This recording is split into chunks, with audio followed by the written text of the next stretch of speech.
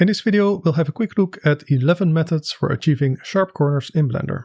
Before all this though, it helps to know how to even select edges that you want to keep sharp. When working with a subdivision workflow, you often need to keep corners sharp so it doesn't all become a smooth blob. Turn off Display Modifier in Edit mode so that it's easier to see what you've selected in Edit mode. Select corners that you want to keep sharp, either with Select Sharp Edges, or manually by Alt left mouse button clicking on the edges and holding Shift to add more to the selection. You can also hold Ctrl, left mouse button click and select the shortest path. Crease these edges by setting Mean Crease to 1 in the Option panel, or with Shift-E numpad 1 to keep them sharp non-destructively. Similarly, setting Mean Bevel Weight to 1, adding a bevel modifier and choosing Limit Method Weight also works, especially after increasing segments to 2 and adjusting the amount and the profile shape. For extra sharp corners, set the profile to 1. You may get even better results in the corner with miter outer set to arc instead of the default sharp.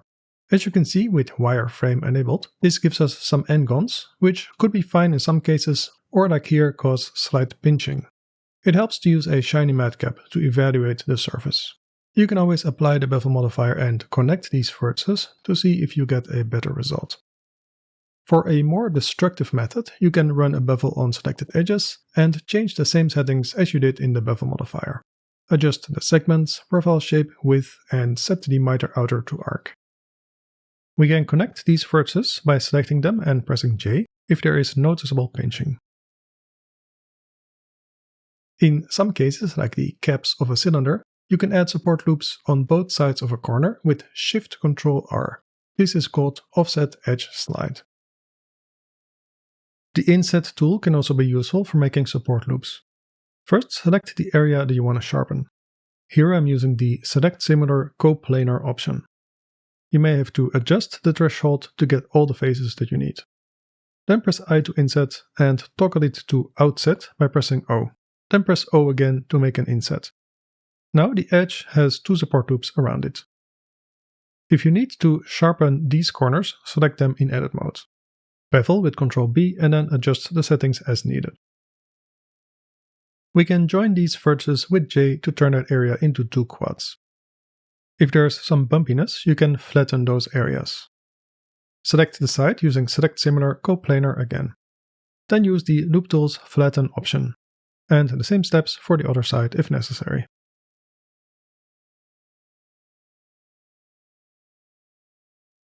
Ctrl-R is called Loop Cut and Slide. By pressing E, you make the loop cut evenly match the side that it's sliding towards. Although you may need to change which side it conforms to by pressing F for flip.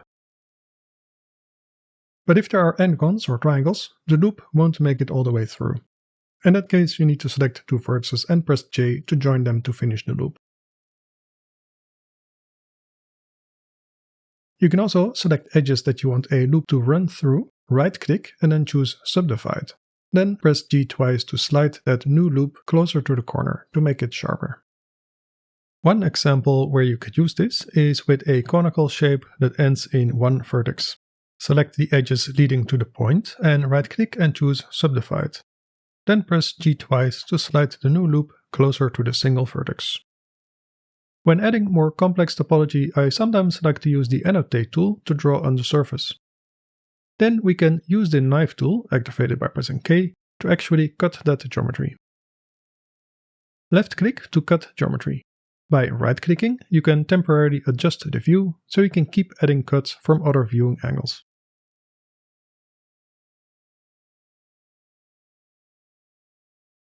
As long as you cut all quads topology, it's easy to select loops around a hole and bevel it.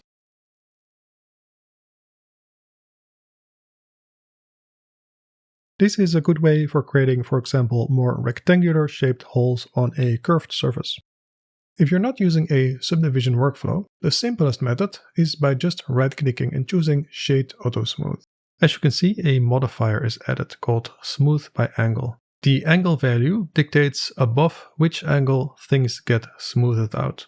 If you get sharp angles where you don't want them, you just have to adjust the angle value. If there are edges that are already marked as sharp, it will make those look sharp unless you check the Ignore Sharpness box. If you want, you can add a slight bevel. Very similarly, set your model to Shade Smooth and add an Edge Split modifier. This keeps corners under a specified angle sharp. Be careful though, when you apply this modifier, the model is split by those sharp edges into separate mesh islands. You could merge by distance to connect them again, although of course then you lose the sharpness.